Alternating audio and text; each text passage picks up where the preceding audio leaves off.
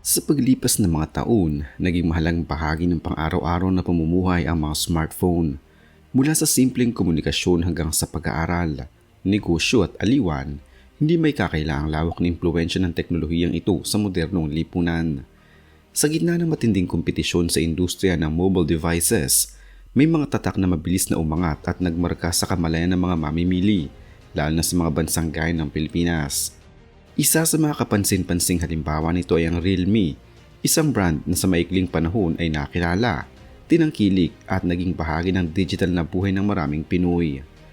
Hindi lamang simpleng produkto ang Realme, isa itong representasyon ng pagbabago sa paraan ng pagdidisenyo, pagbebenta at pagpoposisyon ng smartphone sa merkado. Upang higit na maunawaan ang kahalagahan nito, nararapat na balikan kung paano ito nagsimula, sino ang nasa likod nito, at ano-ano ang mga salik na nag-ambag sa mabilis nitong pag-usbong. Kasabay nito, mahalagang suri ng mga hamon at kontrobersiyang kinaharap ng kumpanya, gayon din ang kasalukuyang kalagayan nito sa Pilipinas. Ang Realme ay opisyal na itinatag noong 4 ng Mayo 2018 ni Sky Lee, kilala rin sa pangalang Lee Bingzong, isang executive ng Oppo sa lungsod ng Shenzhen sa Guangdong, China, isang kilalang sentro ng teknolohikal na inobasyon.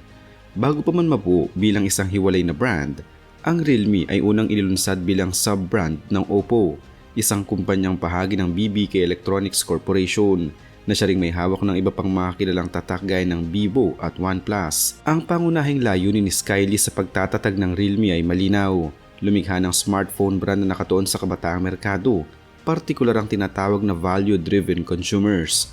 Hindi lamang ito simpleng marketing strategy, sinikap niyang pagsamahin ng disenteng performance, modernong disenyo at abot kayang presyo, isang kombinasyon na noon ay bihira sa merkado. Noong Mayo 2018, inilabas ang kauna-unahang produkto ng kumpanya, ang Realme One, na eksklusibong ibinenta sa India sa pamamagitan ng online platform na Amazon India. Ang desisyong ito ay hindi aksidente. Pinili ng kumpanya ang India bilang unang merkado dahil sa laki ng populasyon, mabilis na paglago ng smartphone adoption at pagiging sensitibo ng mga mamimili sa presyo. Ang Realme One ay naging matagumpay na nagbukas ng pinto para sa mas malawak na expansion. Noong 30 ng Hulyo 2018, inihayag ng Realme ay ganap ng hiwalay sa Oppo at nagsimulang mag-operate bilang isang independent brand.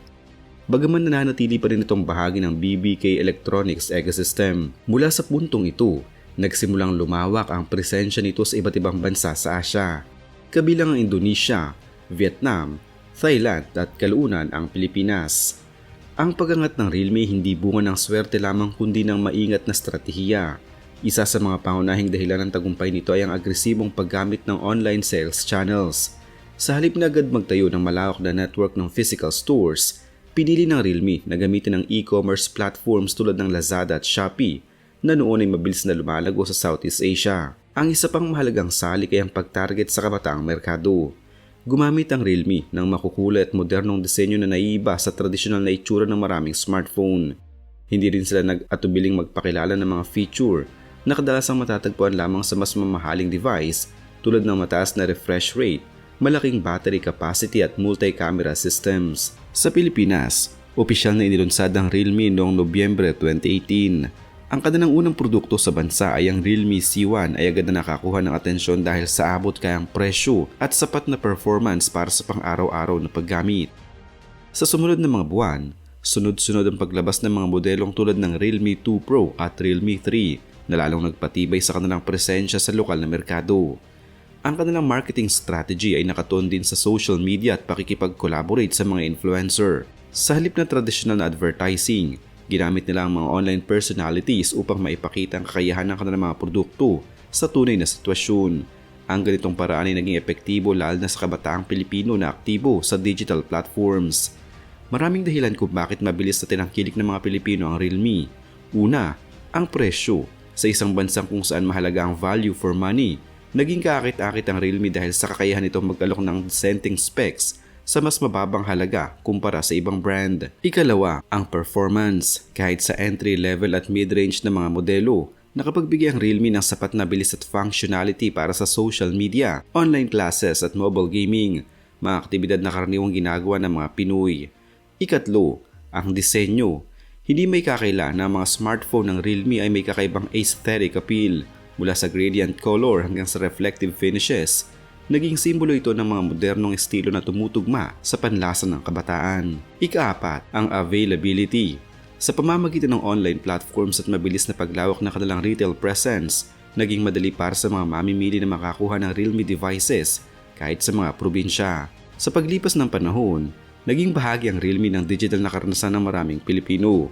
Mula sa pagkuha ng litrato hanggang sa pakikipag-ugnayan sa pamilya at kaibigan. Sa likod ng tagumpay ng Realme may mga detalyeng bihirang mapansin ngunit nagbibigay liwanag sa karakter ng brand. Halimbawa, ang pangalan nitong Realme ay hango sa konseptong Realme na sumisimbolo sa pagpapahayag ng tunay na sarili, isang ideyang malapit sa mga kabataan. Isa pang kawili-wiling detalye ay ang mabilis na paglago ng kumpanya. Sa loob lamang ng 2 taon mula ng itatag, nakapasok ang Realme sa listahan ng mga nangungunang smartphone brand sa ilang bansa sa Asia.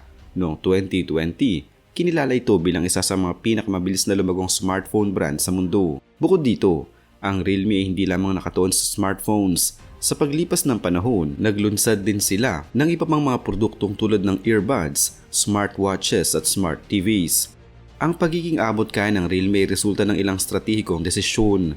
Una, ang paggamit ng online first sales model ay nakatulong upang mabawasan ang gasto sa physical stores at distribution. Ikalawa, ang pagiging bahagi ng BBK Electronics ay nagbibigay sa kanila ng access sa shared resources, kabilang ang supply chain at research and development. Ikatlo, ang mabilis na paglabas ng bagong modelo ay nagpapahintulot sa kumpanya na manatiling relevant habang pinapanatili ang kompetitibong presyo. Sa halip na magtagal sa isang flagship device, mas pinipili nilang maglunsad ng maraming modelo na tumutugon sa iba't ibang segment ng merkado. Ika-4, ang pagtutok sa mid-range at entry-level segments ay nagpapahintulot sa kanila na i-optimize ang cost-to-performance ratio na siyang hinahanap ng maraming mamimili. Sa usapin ng presyo, ang ilan sa mga pinakamurang unit ng Realme ay kabilang sa C-series tulad ng Realme C11 at Realme C30 na karaniwang nasa presyong humigit kumulang 4,000 hanggang 6,000 pesos lamang. Ang mga modelong ito ay dinisenyo para sa basic usage tulad ng texting, calling at social media. Sa kabilang banda, ang ilan sa mga pinakamabentang modelo ay mula naman sa number series gaya ng Realme 5, Realme 6 at Realme 7 na naging popular dahil sa balancing performance at presyo. Ang mga ito ay kadalasang nasa pagitan ng 8,000 hanggang 50,000 pesos na itinuturing na sweet spot para sa maraming Pinoy. Para naman sa mas mataas na segment, ang Realme GT series ang kumakatawan sa kanilang premium line. Ang mga modelong tulad ng Realme GT2 Pro ay may presyong umaabot sa 30,000 pesos o higit pa na nag-aalok ng flagship level performance. Sa kabuuan, ang price range ng Realme smartphones ay mula humigit kumulang 4,000 hanggang 35,000 pesos depende sa modelo at specs. Hindi rin nakaligtas ang Realme sa mga kontrobersiya. Isa sa mga isyong kinaharap nito ay ang pag-akusa ng ilang users na ang kanilang software ay may kasamang pre-installed apps na hindi madaling tanggalin na tinatawag na bloatware. Bagaman hindi ito eksklusibo sa Realme, naging usapin ito sa ilang tech communities. Mayroon ding mga ulat hinggil sa data privacy concerns, partikular sa mga Chinese smartphone brands na noong 2020, naglabas ng pahayag ang Realme upang tiyakin sa mga user na sumusunod sila sa mga regulasyon sa data protection at hindi nangongolekta ng sensitibong impormasyon ng walang pahintulot. Sa India, isa sa pinakamalaking merkado ng Realme, nagkaroon din ng tensyon laban sa Chinese brands noong 2020 dahil sa geopolitical issues. Bagaman hindi direktang kasalanan ng kumpanya na apektuhan ang kanilang imahe sa ilang bahagi ng merkado, mayroon ding mga reklamo hinggil sa kalidad ng ilang modelo, tulad ng overheating o mabilis na pagbaba ng performance sa paglipas ng panahon. Gayunpaman, ang mga ganitong issue ay karaniwan sa industriya at hindi natatangi sa Realme. Sa paglipas ng panahon, napansin ang bahagyang paghina ng Realme sa ilang merkado kabilang ang Pilipinas. Isa sa mga pangunahing dahilan nito ay ang tumitinding kompetisyon. Maraming brand ang naglabas ng kahalintulad na produkto na may kaparehong presyo ngunit may mas pinahusay na features. Bukod dito, ang mabilis na paglabas ng maraming modelo ay nagdulot ng kalituhan sa ilang mamimili. Sa halip na malino na lineup, nagkaroon ng overlap sa specs at presyo na naging dahilan upang mahirapan ng ilan sa pagpili. Ang pagbabago rin ng consumer preferences ay nakaapekto. Habang tumataas ang demand para sa mas matagal na software support at mas premium na build quality, kinilangan ng Realme na mag-adjust sa kanilang strategy. Dagdag pa rito, ang global supply chain issues at inflation ay nakaapekto sa presyo ng mga components. na nagbawas sa kanilang kakayahang mag-alok ng napakababang presyo kumpara sa dati. Sa kasalukuyan, nananatili pa ring aktibong brand ang Realme sa Pilipinas, ngunit hindi na kasing lakas ng kanilang unang pagpasok sa merkado. Patuloy silang naglalabas ng mga bagong modelo at produkto kabilang ang mga accessories at IoT devices. Mayroon pa rin silang matibay na base ng mga loyal customers lalo na sa mga kabataan. Gayunpaman, kinakaharap nila ang matinding kompetisyon mula sa iba pang mga brand na nag-aalok ng kahalintulad o mas mahusay na specs sa parehong presyo. Ang kanilang presensya sa online at offline channels ay nananatiling matatag. Ngunit ang hamon ay kung paano muling makakamit ang dating momentum sa isang merkadong mas mature at mas mapili. Sa Pilipinas, naging bahagi ito ng digital na paglalakbay ng maraming tao.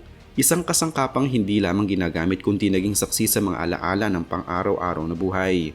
Gayunpaman, ang patuloy na pagbabago sa teknolohiya at merkado ay nangangailangan ng masusing pag-angkop. Ang hinaharap ng Realme ay nakasalalay sa kakayahan nitong muling tukuyin ang sarili sa harap ng bagong hamon. Sa kabila ng mga pagsubok, nananatiling mahalaga ang papel nito sa industriya at patuloy itong sinusubaybayan ng mga mamimili na minsan ang naniwala sa pangakong dala nito, ang pagbibigay ng makabagong teknolohiya na abot kaya at makabuluhan.